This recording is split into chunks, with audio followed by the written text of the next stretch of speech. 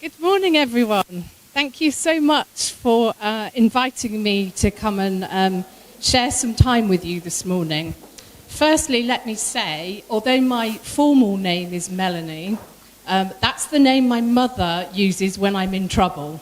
So it's Mel, very much, very informal. And what I would like to do is to try to keep today as informal as possible. So I'm just going to give you a flavour of why I became a diplomat, how my life has evolved into what it is now, the challenges I faced.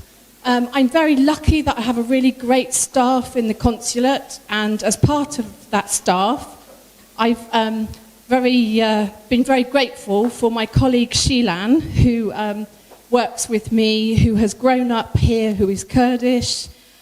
I sat down with her and said, look, this is what I want to say. Is this going to be culturally offensive in any way? Because I don't want to upset anyone, obviously. And would this be welcomed? And she tells me that what I'm about to tell you will inspire you. And I hope that's the case. So I've just made a few notes of points I want to make. I'm not going to make it a formal speech.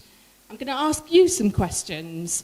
And I want you, as Tim says, to ask me any questions that you want to, whether that's about my challenges, my life. And I am going to share some very personal things with you today, which actually I've probably not said out loud before, so watch this space. So who am I? My name is Mel Smart. I am the Deputy Consul General at the British Consulate in Erbil.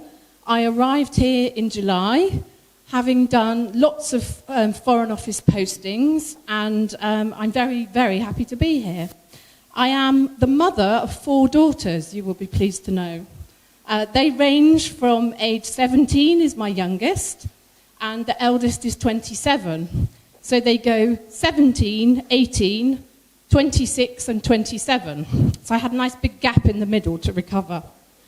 And I would say I'm probably the world's least likely diplomat. If you asked my friends at school what we were going to be when we grew up, if we had yearbooks in England, which we don't, at least I don't think we do now, I would have been the world's person that was least likely to succeed at school, if I'm perfectly honest with you.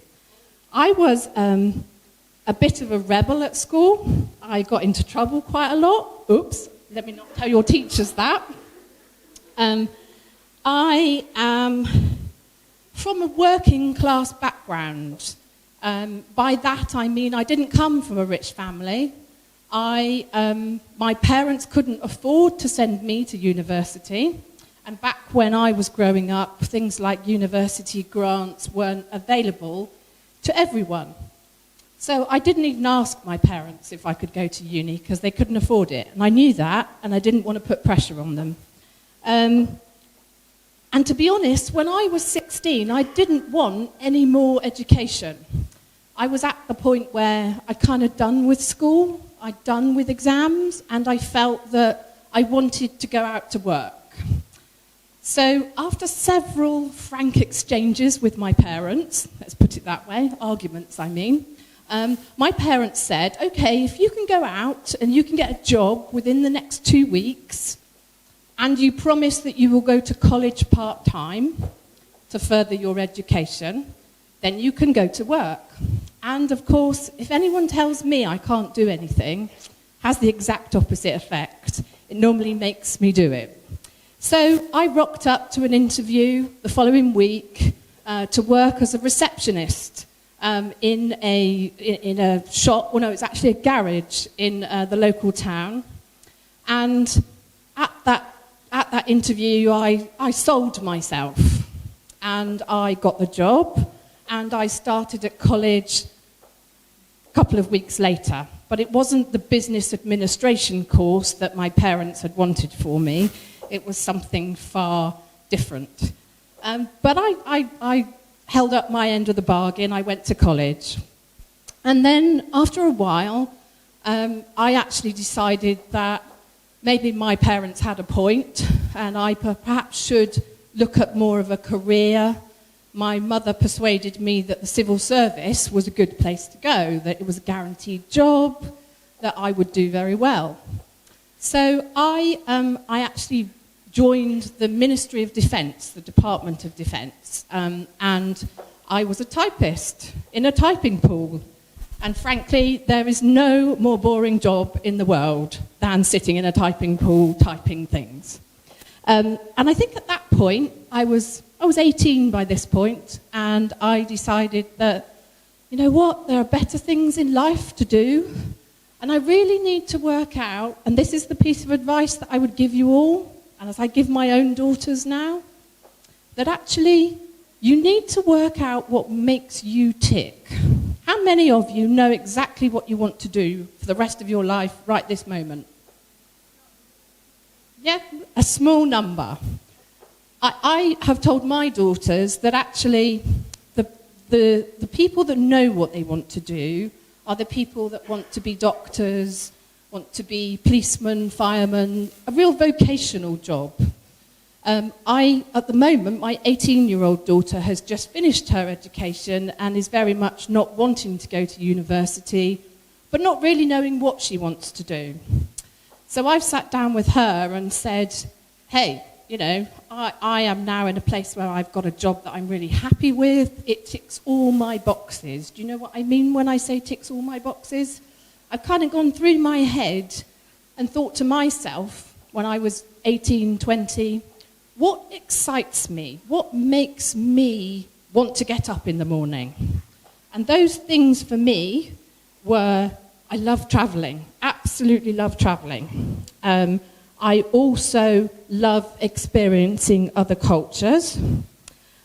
I love talking, funnily enough. And I also like things, an organisation where I can challenge things. I like to ask questions, and why does this work this way, and how does it work? The one thing I don't like, and I've recognised that in myself over the years, is routine. I would hate to be in a job where in 10 years' time, I know that I'm still going to be in the same place, in the same office, doing the same boring things that in a typing pool I was doing. So I made my mind up in that typing pool that I needed to do something about myself and improve myself in a way that I would be marketable, if you like, to other parts of the organisation. Now, I'm a firm believer in fate as well, that things happen for a reason, and that sometimes in life things happen and you can't work out, why did that happen that way? So I bettered myself. I did my secretarial course in part-time at college, and then I applied within the organisation to become a personal secretary within the Ministry of Defence. By this point, I was married, and I was pregnant with my first daughter, who's now 27, so that tells you how long ago that was. So I was leaving to go on maternity leave, and the person that took over from me for the time that I was going to be absent was a lady who had come back from Washington, who had done a PA's job, but overseas in the embassy, in our embassy in Washington, but working for the Ministry of Defence. And I sat there and I thought, ooh, now that sounds interesting, but I'm having a baby, so, you know, that's going to take up some time for me for the moment. So I went on maternity leave, and then when I came back from maternity leave, I followed up with the idea of potentially going overseas with the Ministry of Defence. Now, this was over a period of 2 years that I then applied. At that time, you had to go on a list. You had to put yourself forward, you had to give your reports, and if you were good at your job, you would then be selected to interview. So I then applied to go on this list, and by the time I got called forward for interview, I was actually pregnant with my second daughter. Very small gap. Which now is great, but then wasn't. So I go up to London, because I lived in a place called Bath, which is in the southwest of the UK, of England. And I got on a train with my baby, who was only small at this time, and very pregnant, and went up to London and had an interview to go on the overseas list. Now, my boss at that time, the person I worked for, said to me, quite patronisingly, I have to say, looking back now, I thought he was nice, and he was nice, and I think he was only doing it to save my feelings. But he said, you know, they will put you on the list, but they'll never send you anywhere. You do know that, don't you? Because you're married and you've got children. Now, in today's world in the UK, that would be totally against every employment law in the book. However, back then, that was just him sharing his personal thoughts of, you know, you're married, you've got kids, you know, forget it. Oh boy, did he get a shock. When my youngest daughter at that point was probably 18 months old, I got a call saying, actually, we've identified a job for you in Washington. And so I was like, yes, I couldn't believe it, that it was actually happening. So I took my husband as my dependent. How revolutionary was that? And my two small babies at the time, they were by this point 2 and 3 when we arrived in Washington. And I worked in Washington for 5 years, actually. I had sort of an extension after an extension. During my time in Washington, I worked with a lot of Foreign Office employees, diplomats, secretaries, and they said, you know, Mel, if you love this so much, why don't you transfer to the Foreign Office? And I said, yeah, I never thought of that. That's quite a good idea. You know, you get to travel. I listened to them going off to all these exotic places and thought, actually, yes, this is what I want to do. So that's exactly what I did. I transferred into the Foreign Office, so one government department to another. And I then went back to London and served my time working as a PA in London. And from that, in the Foreign Office, you don't have to stick to one specific cadre of work. You can actually expand things and do different types of jobs in different countries. So a good sort of snapshot of my career, I did, as I said, 2 years in London. Then I went out to Sofia in Bulgaria, and I was ambassador's PA for 2 years then. And from Bulgaria, I have to think back now, the memory's not quite as good as it was. I went from Bulgaria to Saudi Arabia, and in Saudi Arabia I was the vice consul, which is basically someone who looks after British nationals who either need some help with, at that time, passports, birth certificates for children, or they've got themselves into trouble and they need visiting in prison, which unfortunately I did a lot of. So I then spent 4 years in Saudi Arabia. From Saudi, I went back to London and did a communications job in London, and I was promoted. I was promoted between Bulgaria and Saudi Arabia, and then I was promoted again on leaving Saudi Arabia and going back to London. So I did a communications job in London for a couple of years, which was interesting. And then after that, the consul in Saudi Arabia, which was the next grade up, and which was effectively my boss while I'd been there for the 4 years, he was leaving, and the new guy that was coming in wasn't able to arrive quickly enough. So someone in HR phoned me and said, Mel, do you fancy another 6 months in Saudi Arabia? Only going back as the boss. And I'm like, well, yeah, okay, I can do that. So I went back to Saudi Arabia again and did a short, what we call temporary duty in Saudi Arabia. And then from Saudi Arabia, I went back to London and did a different job for a little while. And then from there, I went to Afghanistan. And in Afghanistan, I was the head of our press office in the embassy in Kabul. That was an absolutely fascinating job. I thoroughly enjoyed it, and I was there almost 2 years. when my boss at the time said, you need to start applying for deputy head of mission jobs. That's your next career move. And I thought, that's going to take a while, so I will apply for whatever jobs come up. And I applied for deputy head of mission in San Jose in Costa Rica, as did half the Foreign Office, I think. It was a very sought-after job. I didn't speak Spanish. I had never been a deputy head of mission. And some colleagues said to me, you won't stand a chance at that. You know, there will be lots of people applying who speak Spanish. You've got history of doing DHM jobs. And I thought, well, you know, actually, if you don't throw your hat in the ring, if you don't actually try, who knows? And sure enough, I got the job. And so I then spent 3 years in Costa Rica, which I thoroughly enjoyed again. And 6 months of that was actually as what we call chargé d'affaires, because we didn't have an ambassador. The ambassador left and the new one couldn't come in. So I actually spent 6 months as what I would call fake ambassador. And I had a fabulous time doing that. So that really inspired me for what I could do and what was and wasn't possible.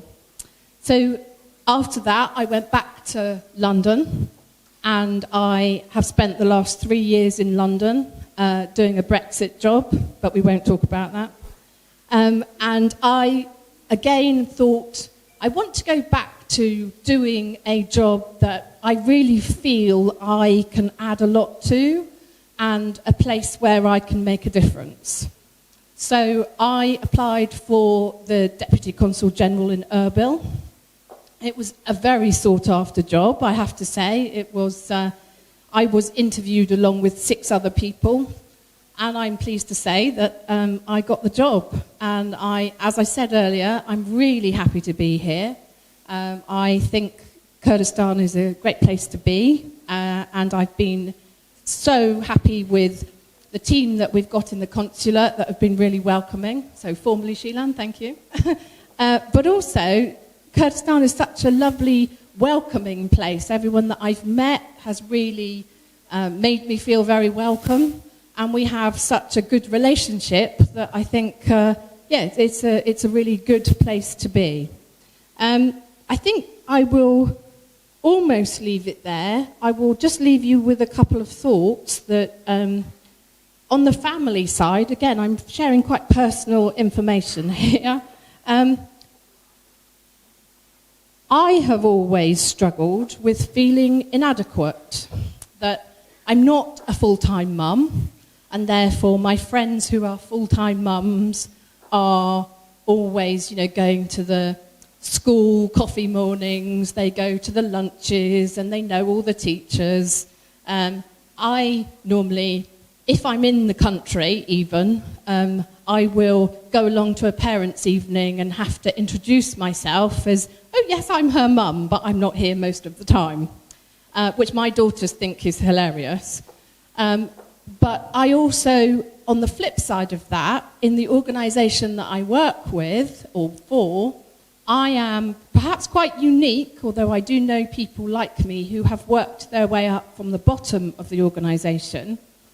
But I work with Oxford and Cambridge graduates who are super smart and full of great ideas and policy for the UK's foreign policy. And sometimes I have to pinch myself and tell myself that I'm in a room with these people, I can't equate with them on what they did at university, but I bring a lot of things that they don't have, which often is things like common sense and experience of working overseas, of working in different cultures, of understanding what makes our team in embassies or consulates tick, and listening to what people really want. So I think my message to you is, you can do it all. One of my daughters was actually told that she had to make a choice between a career and a family. And she's a bit of a chip off the old block, if you understand that expression. She's very much like me. She's a bit of a clone. And she stood up in the middle of the class amongst her peers and said, explain that comment, I don't understand. And the teacher said, well, you can't have an effective career and be a good mother. And she said, excuse me, my mother is a British diplomat, she flies around the world, and she is the best mother that I could have ever wished for. So I was particularly happy with that one. Because as I've said, you're never quite, when you're trying to do both jobs, it's a balance. And you always feel that you haven't quite got one or the other right.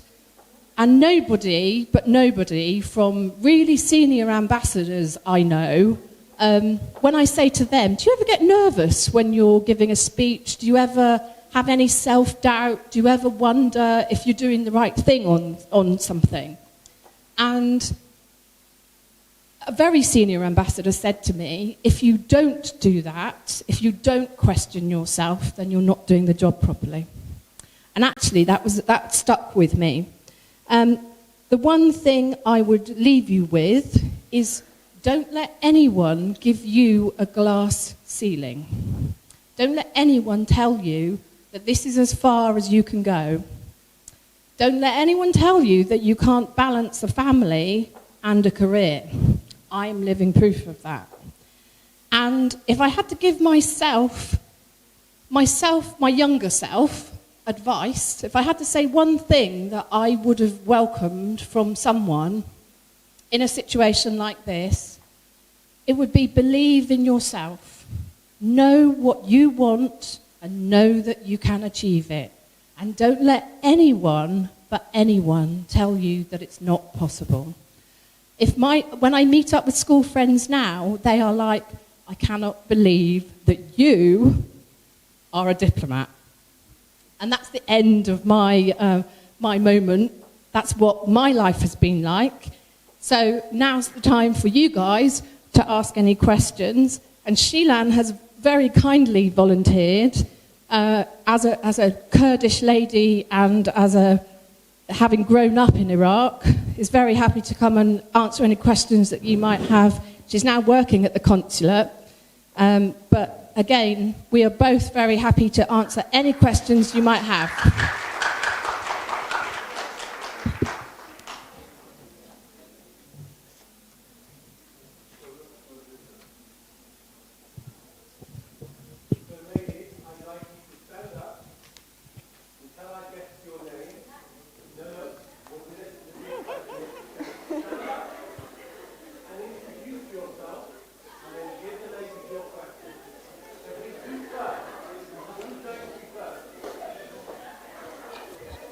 Don't be shy. Seriously, I'm here for your benefit. So ask any questions you want to ask.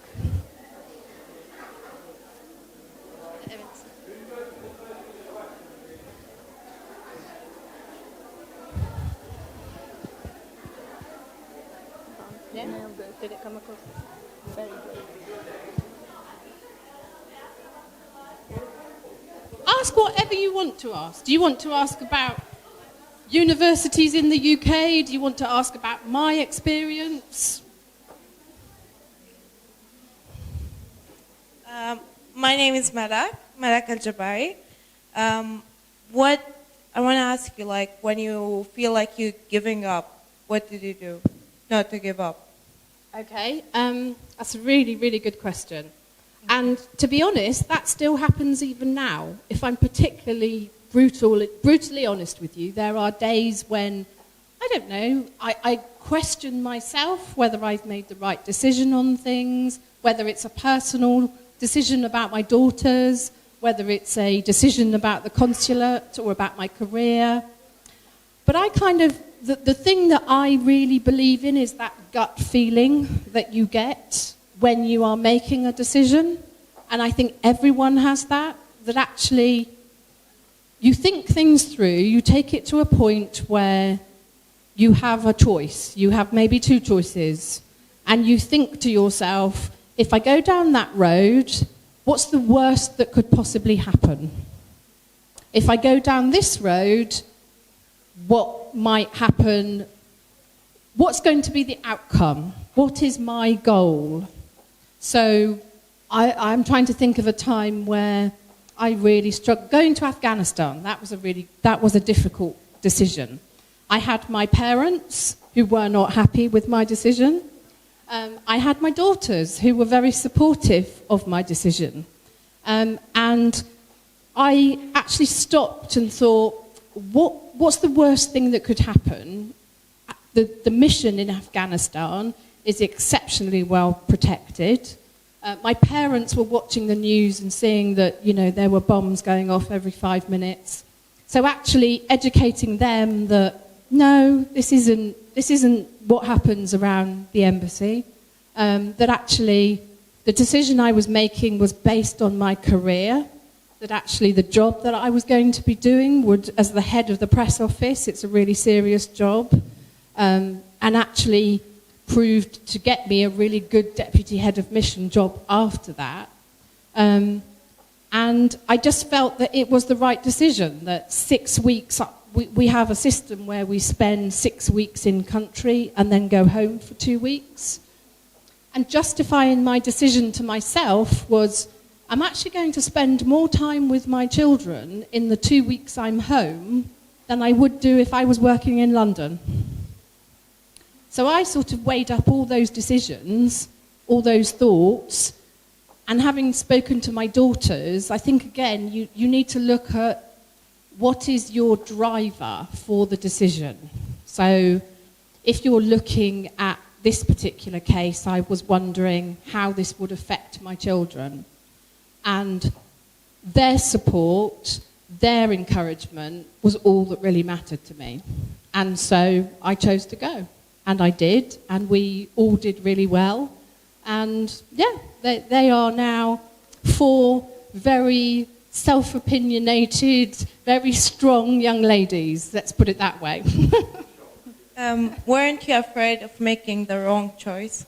Yes, and I still am. I think everyone goes through a process of looking at someone who's in a really good career. And friends of mine have said, gosh, you've got it all. You've got this fabulous career that takes you all over the world. You've got 4 beautiful children. You have this great life. But people don't see what goes on behind your what I would call your game face.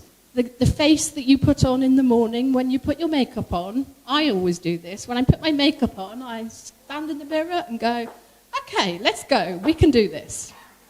Because actually, it doesn't matter whether you're an ambassador, a senior ambassador in a country, or whether, you're looking at a different decision. Everybody has an element of self-doubt. Everyone has that moment of thinking, can I do this? Have I, as we would say in the UK, bitten off more than we can chew? Have you heard that expression before? I'm teaching you lots of English colloquialisms today. So everyone has that self-doubt. Everyone has that moment at 16 or 17, which I guess most of you are. You look at someone in my position and you think, God, how did she get there? How did she do it? And, if only I could do that. I was in your position at 16. I had no clue what I wanted to do. And I have 4 daughters who have all been through it. So it's not unusual to not know what you want to do, and it's not unusual to sort of try something that then doesn't work, and you have to start again, because actually, I didn't want to be a typist in a typing pool for the rest of my life. Yes.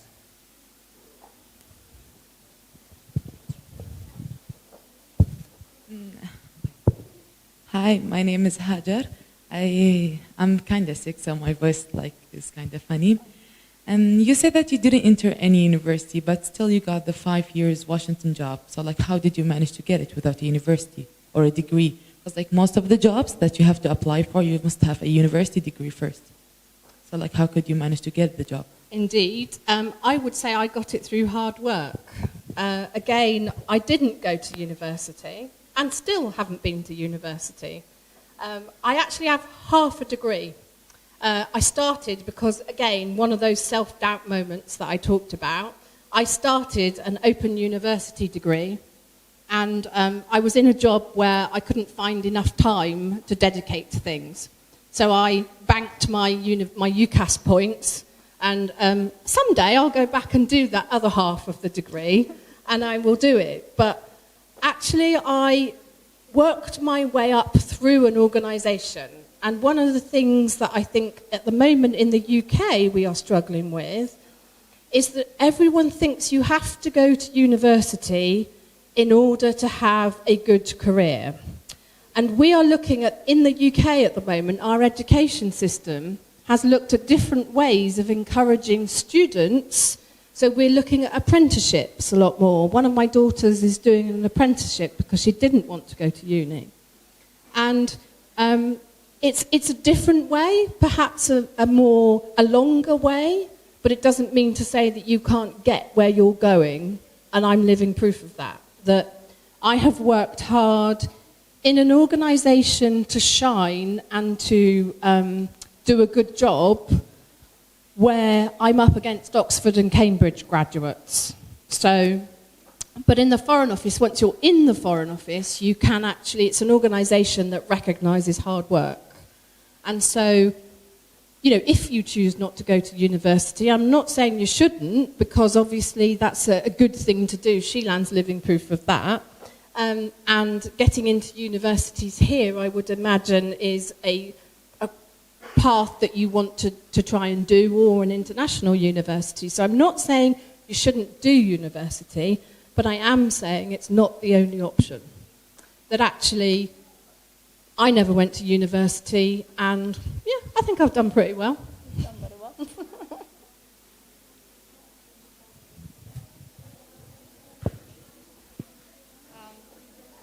Hi, my name is Sava.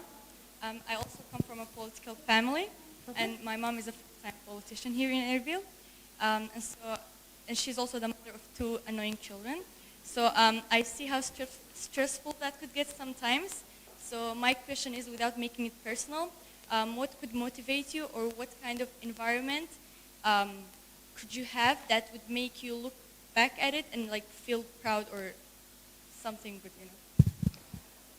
If you've got a career and a family, the one thing that you need is an organisation that embraces that. We in the Foreign Office, in Foreign Service in the UK, have a great organisation that, and it's taken a while to get there. Don't let me kid you into thinking that, you know, back when my children were small, everything was wonderful.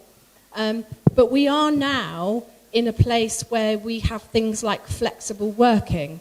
So when I was back in London, for example, I had quite a long commute into London from the city where I live with my daughters. I live in a city called Canterbury, which is down on the Kent coast. So it's about a 2-hour commute into London. And we actually have the ability to be able to work from home 1 or 2 days a week. And that was fabulous. And if I had small children now, that would be great. That, you know, you get that family time, and you're also able to pursue your career.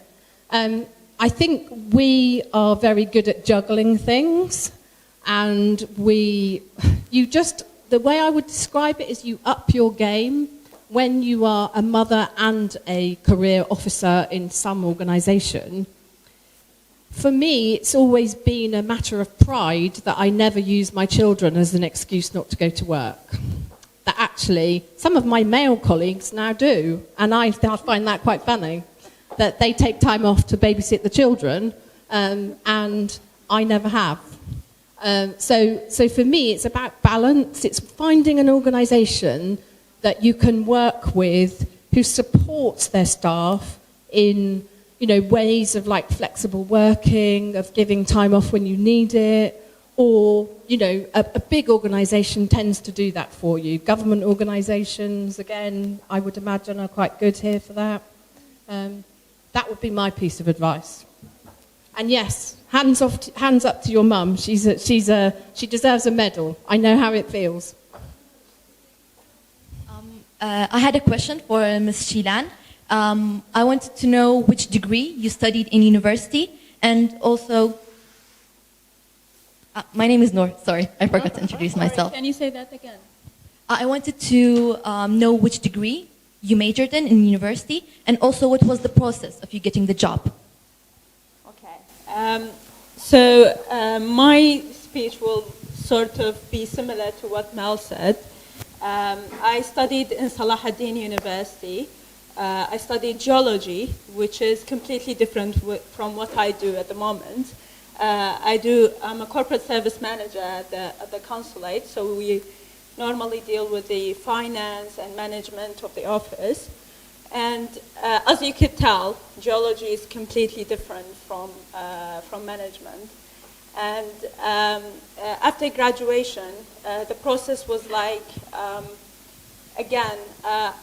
I couldn't find a job in my sector, and I tried my best to develop myself personally to fit in the work area. And I've tried different works. I've worked in customer service area, which I worked for like two months, and I've realized that, oh, that's not me. And I quit right away after that, and I've tried different things. By the end of the year, so that was a year after my graduation, I've realized that I've worked in a management area, and I've realized that this is something I like because it's challenging and you deal with different areas. And I like problem solving, and when I solve something, it makes me feel better. So I think that was the trigger. That's when I realized that this is me. And after that, of course, I've applied for different jobs. I've always looked for better opportunities. I've never stopped in my place. I've applied for different jobs, and by the end of 3-4 years after my graduation, actually 3, I've applied for the British consulate. And at the time, I think most of the people around me told me that you probably won't get that job because I don't have a similar or equivalent degree to the job itself. And I've applied anyway. I've got accepted, and I think after 5 months of hard work in the British consulate, I also got promoted. So I think for all of you, you just need to realize that I know it's difficult to know what you want to do, and I think the only way to get to know what you really want to do is to try things, see stuff, go and try everything you can find around the world and make it happen.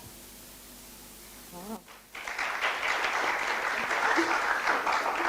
And she's way too modest because she doesn't just do budgets and organising things. She actually runs the consulate to the point that I couldn't live without her, I have to say. Thank you. She does a fabulous job.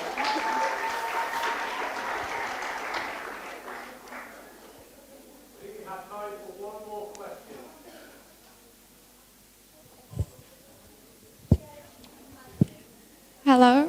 Hi. I'm Asra. I wanted to ask you 2 questions.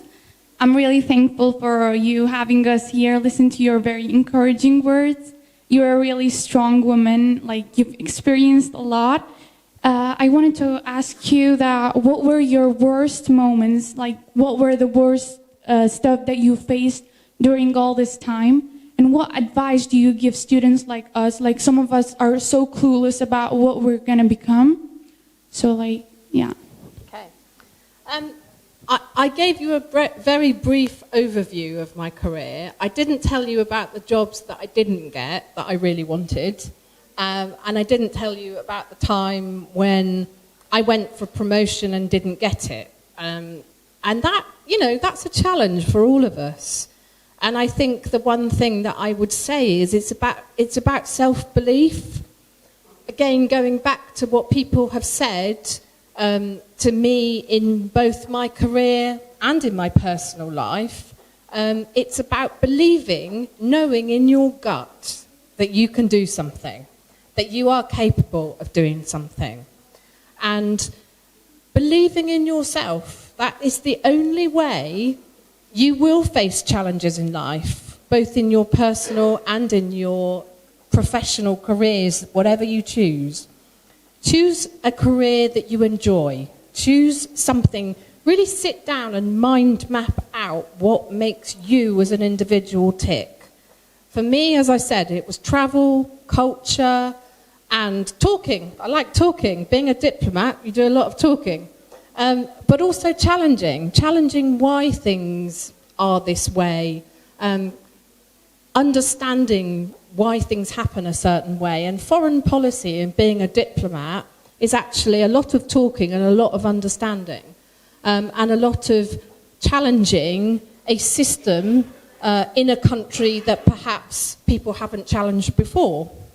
So I know that all those things make me happy. As Sheelan says, something that where she finds a solution to a problem is a perfect corporate services manager, because you spend most of your life sorting out everyone's problems.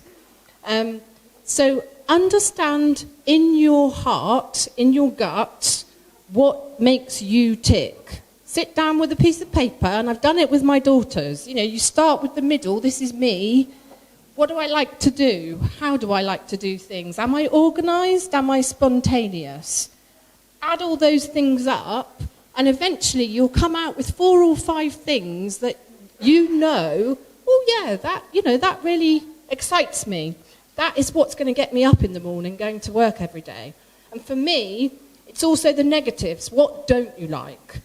I didn't like working in a typing pool, I have to be perfectly honest. And I didn't like routine. That in itself with 4 children is a bit of a challenge, I have to say. You have to have some kind of routine, but my daughters even now laugh at me because I will do things very spontaneously. I will come home from my 2 weeks leave and go, right, let's go do this, let's go do that. And they're like, oh no, you're home again, here we go. So work out, each of you, sit down and work out what really makes you tick, because you are going to be in your chosen career for a very long time. And if you choose the right career, but then as Sheelan says, you might choose the wrong one, but oh well, you can scrub it and start again. And both of us have done that. So it's a good opportunity to sort of rethink things. One thing I do want to highlight to you all is a programme that the British Foreign Office runs, and it's way off in your future yet, because you're all sort of deciding what degree you want to do and what your career might be. But we have something called the Chevening programme. How many of you have heard of that? No? Okay, so the Chevening programme is aimed at people wanting to go to the UK to do a master's.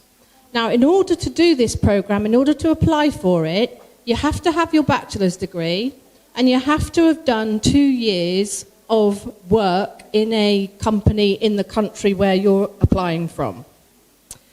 And then you're applying for your master's degree.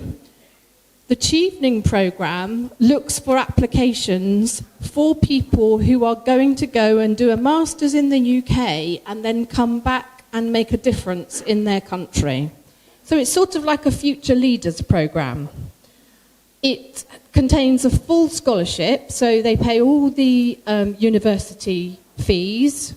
They also pay all your living costs. You get a stipend each month of, I don't know, by the time you get there it will have changed. But I just want to flag it up to you because it's one of those programmes that it's way out there in your future yet, but it could be something that you may want to consider in the future.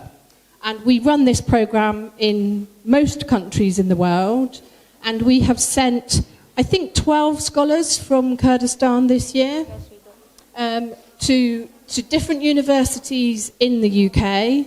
It doesn't have to be in a specific programme. It can be in a master's of your choice. So keep that in mind for your future, if it's something that you might be interested in.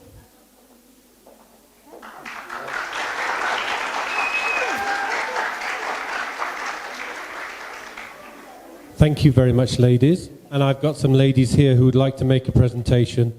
And I'd like everybody to put their hands together, please.